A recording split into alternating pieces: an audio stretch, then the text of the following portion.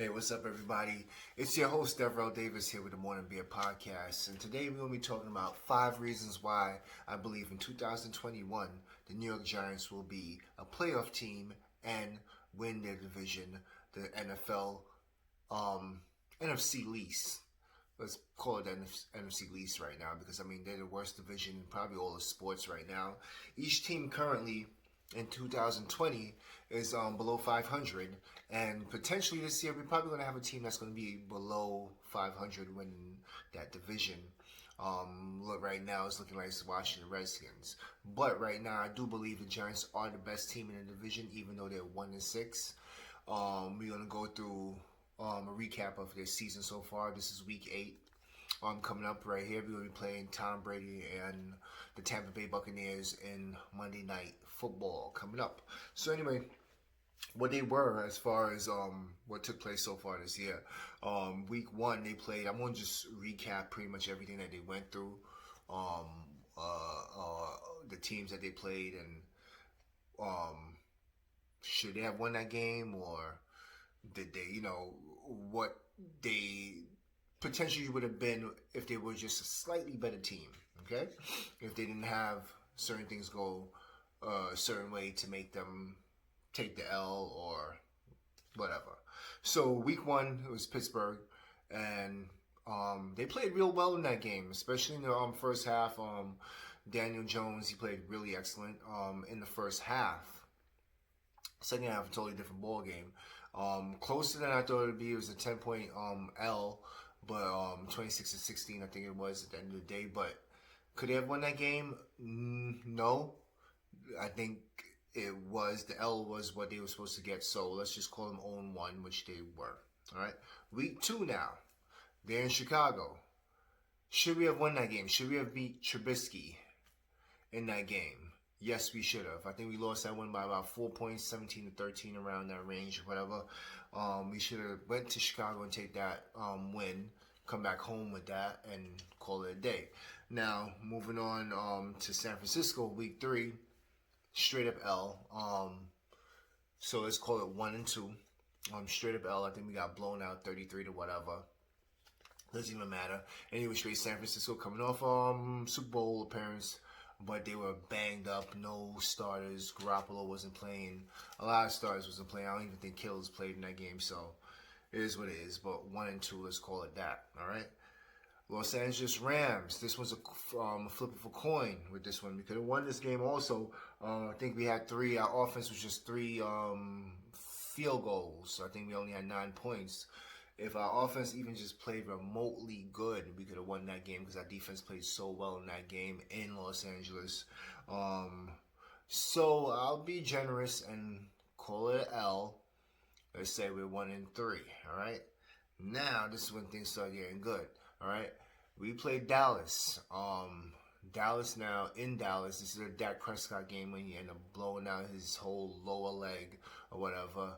We should have won that game. I think we lost that one by a field goal at the end, and we just handed them the game. And of course, it's I think a few bad plays as far as coaching plays and stuff like that, but coaching calls and a few bad calls went against us. So with that, I definitely think that was a very winnable game, but let's call this 2-3 right there. Let's give us a W for that one. Washington, we actually got a W in that game. Our only W this year so far in Washington. We got the win. So a win's a win. So we're 3-3. Call us 500. All right. The Philly game last week on Thursday night. We should have had that win. Mr. Ingram, and we'll get into that after in a little while. But our boy Evan Ingram dropped the ball, which would have pretty much ended the game for us and solidified the game for us. But, we had that drop pass and we had the L. So, but if things went our way in that game, we would have been 4-3 if things went the way that it should have went this year. All right. So potentially we had a winning record up to this point. We should have been 4-3 up to this point, which would have made us by far in the way above anybody else in that division by at least 2 or 3 games. But we didn't. We are 1-6, but if things went our way, hypothetically, we'd have been 4-3. All right, and like I said, I think we're the best team in the division. So we're going to move on to the 5 reasons why I believe the Giants are going to be in the playoffs next year. Why I believe the Giants are the best team right now in the division, even at 1-6, and why I believe they're definitely going to be the division winners going forward next year. All right. Let's talk about number 1, the continuity for DJ, for Daniel Jones. All right. We're going to have a high pick, all right? We're probably going to pick in the top 5 because we still have a tough schedule to go. We're playing Tampa Bay this week. So we're probably going to have a lot more L's to go into this year. I don't think we're going to win Trevor Lawrence sweepstake. I think he's going to the Jets, definitely. So I'm content with that. It is what it is. He's going to be in New York, but he's just not going to be a Giants. There are other quarterbacks, Trey Lance, Justin Fields.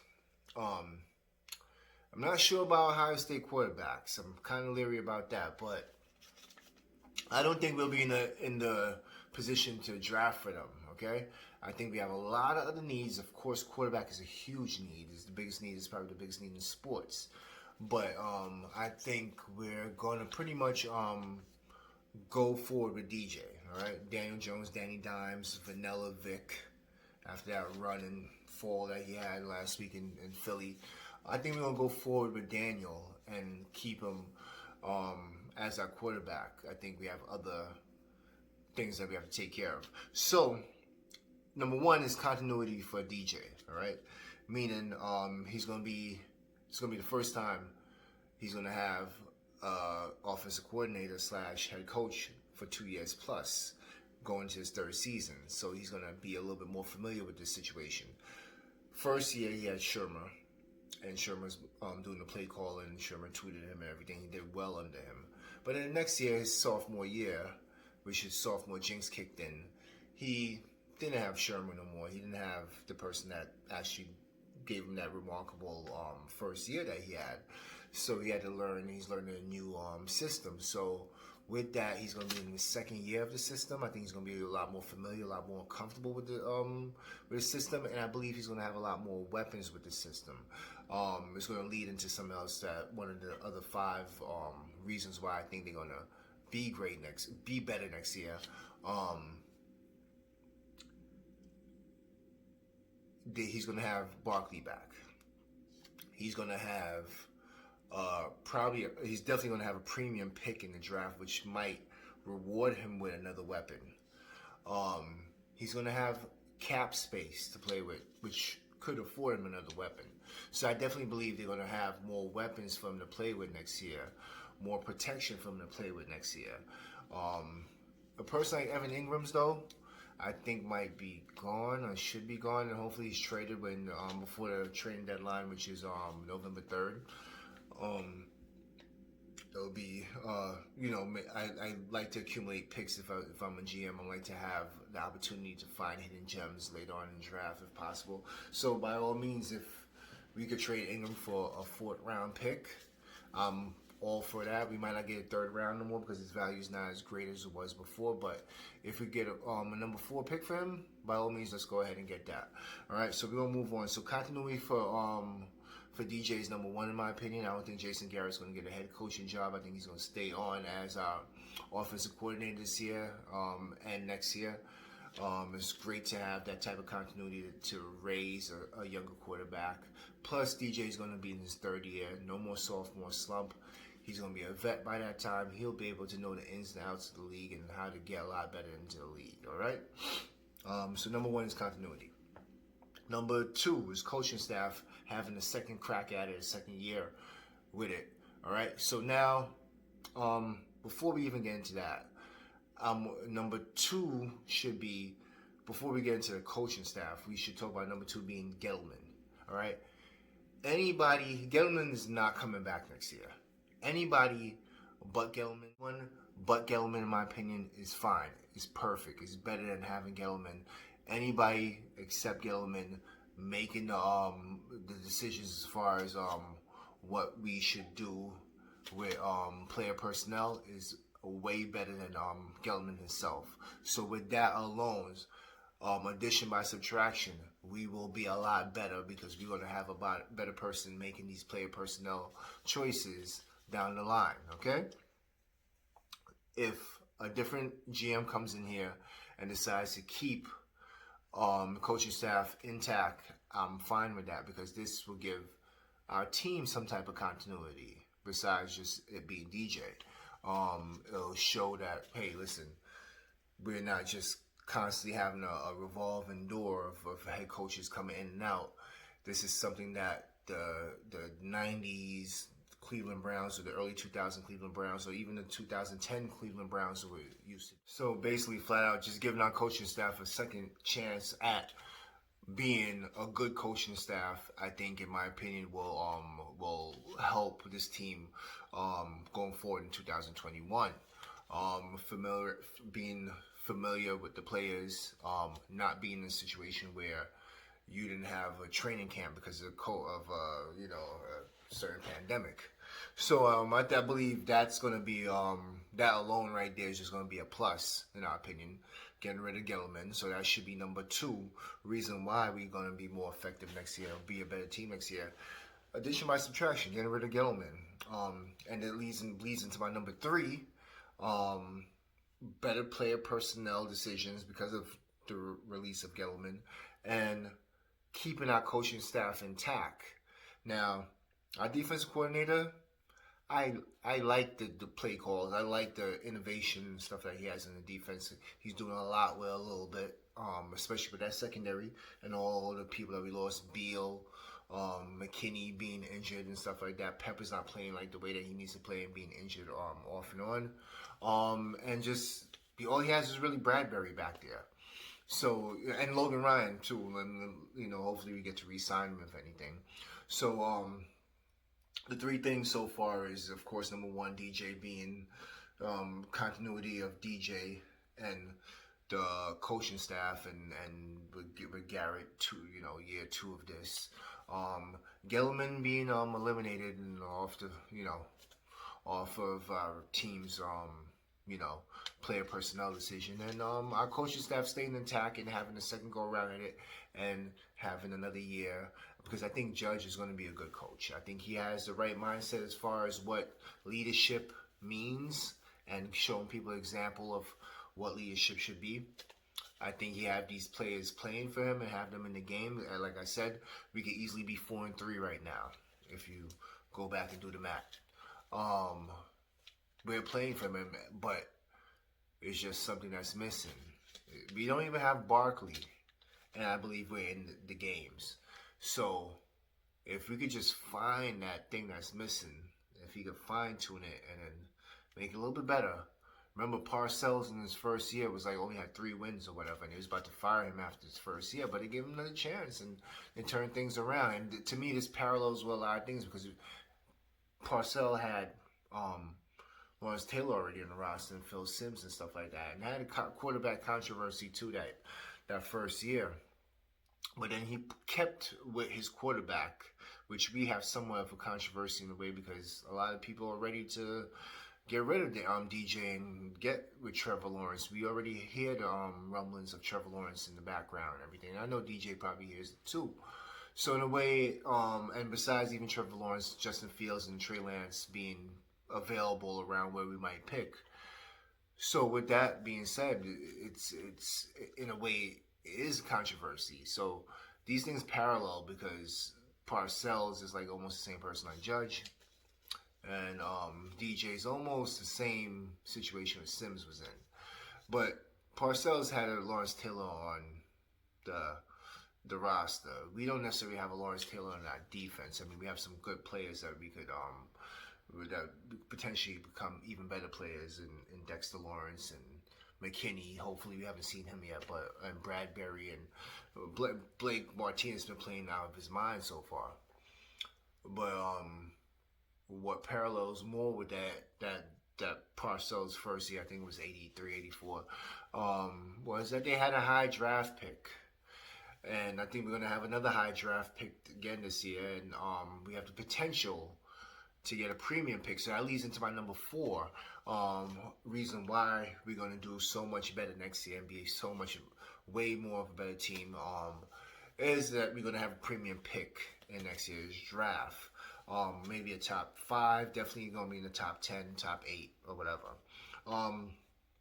With that premium pick, I believe we could solidify area or even enhance the area. Okay. With that, I see the potential to us either getting a Micah Parsons at linebacker and solidifying our linebacker crew. That's probably a generational talent at linebacker, a la Lawrence Taylor, LT, or something like that. But maybe not. I'm just saying he's going to be a very good player that could quarterback our defense that we could put right there that might be available by around the time we're picking. So I'd rather go with him, keep DJ where he's supposed to be at, quarterback. Go ahead and get a Micah Parsons to put him at linebacker. We haven't drafted a linebacker this high since Carl Banks, which was in, like I said, things parallel, which was in Parcells' first year, first or second draft as the head coach with George Young as a GM.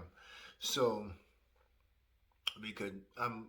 I'm leaning more towards Micah Parsons, but I also believe if you really want to solidify and protect Daniel Jones, I believe Mr. Sewell out of Oregon should be your pick at left tackle, and then move Andrew Thomas over to right tackle, which makes it stronger by the point of just moving one player to the other side of the field.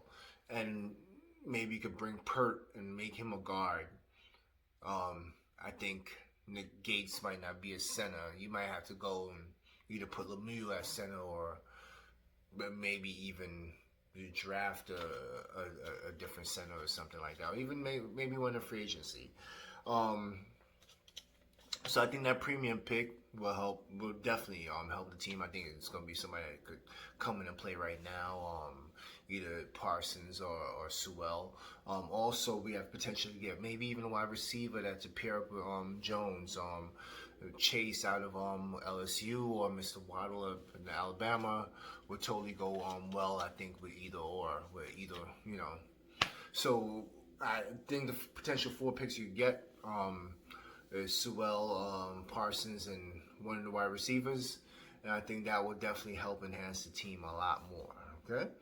Moving on to our number 5, is staying healthy. Okay, and it's gonna be a 5 and a 5A. Okay, but being healthy and becoming a lot more healthier would be definitely a benefit to his team, to any team. Barkley's been hurt, McKinney's been hurt the whole year. He was a second round pick that we had at safety, and we have a few other injuries that we had in the roster that we haven't been able to pretty much get to play on the field and see what they could do. A lot of people sat out because of COVID, which is understandable, and I think just next year overall we'll be a lot more healthier team, a healthier squad, and everything, and it definitely can't get any worse than what it is right now. Also, my 5A is that we're gonna have salary cap space in comparison to other teams in our division. Okay, so I'm gonna just run down what we're gonna have as far as salary cap space right now. This is before cuts and everything like that, because I think we're gonna have a whole lot more than what we have so far, depending on the people that we potentially cut. All right, so let's say the salary cap stays at $175 million. All right. Washington's going to have 49 to play with right now. That's before the cuts and everything. At number 2 is going to be us, the Giants. We're going to have 22 million to play with. All right. Dallas is going to be number 3 at negative 2.5. So there's no way they sign anybody. Dallas is not going to improve. They have to improve through a draft or maybe even a trade if they're able to do that. And plus, Dak might not be available to play till further on down the line. So how good are Dallas going to be next year unless they make a trade right now for a quarterback? All right. So Dallas, I don't see them trending up. I see them trending down. Philly, if it stays at 175, they're negative 72 million in salary cap space. So that means they're not getting anybody in salary cap. The team is not going to improve. They're drafting in the middle of the pack. The draft hasn't been good so far. They haven't been drafting good since Doug Peterson's been there. So what do we expect out of Philly but to trend down? Washington is Washington. Their quarterback situation, they might draft a quarterback this year right here, Justin Fields. Right now, their quarterback for next year is not on the roster. But I tell you this, if they draft a quarterback, he has to develop. He has to develop. I don't think anybody that they're available to draft, be it Lance or Fields, is ready to turn his team around tomorrow. So with that being said, I think they're still going to be a team that needs to work on a lot of things, whereas we have more of an established quarterback in play. So that's why I think we'll have a better team than the team that's going to have more salary cap space than us, because we have a quarterback. Once again, Washington don't even have a line. So how much better will they be than us just because they have more salary cap space? Not better at all. I think we're going to have a way better team than them. Defensive wise, they're going to be a problem with their pass rush, right? But they do need secondary help.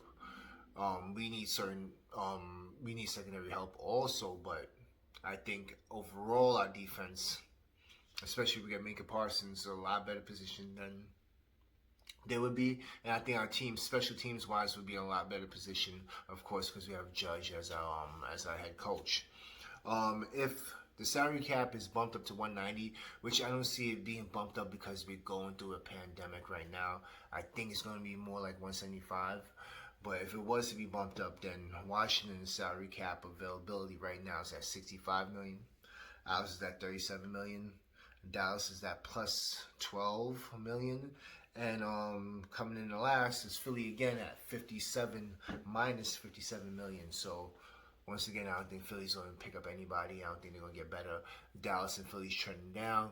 Washington is trending up, but I think they're going to be more like evening out. And I think us, we're turning up a lot more. I'm not just being a homer or optimistic Giants fan. I'm being a real Giants fan on why we're going to be a better team than we are right now, why we're the best team in the NFC East, NFC least right now, why I think we're going to be the division winners next year, and why I think we're going to make the playoffs next year. I said this to you first on October 26, 2020. Excuse me, October 28, 2020. I'm saying it first. New York Giants going to be in playoffs in 2021, and we're going to win the division in 2021. All right, we're going to win the division in 2021 because of one, continuity for DJ. He's going to have Garrett again 2 years in a row. He's going to have his coaching staff again 2 years in a row. It's going to be a lot more continuity for the team. That's also number two. Number three, Gelman is going to be out of here. We're going to have somebody else making better player personnel positions, which is going to help us to make get better players and have better player development. Number four, we're going to be a lot healthier than we were this year. We're going to have Barkley a full season. We're going to have McKinney a full season. We're going to actually have, knock on wood, we're actually going to have a preseason where we're going to get these guys more established, get them out there. Judge, you're going to see them a little bit longer.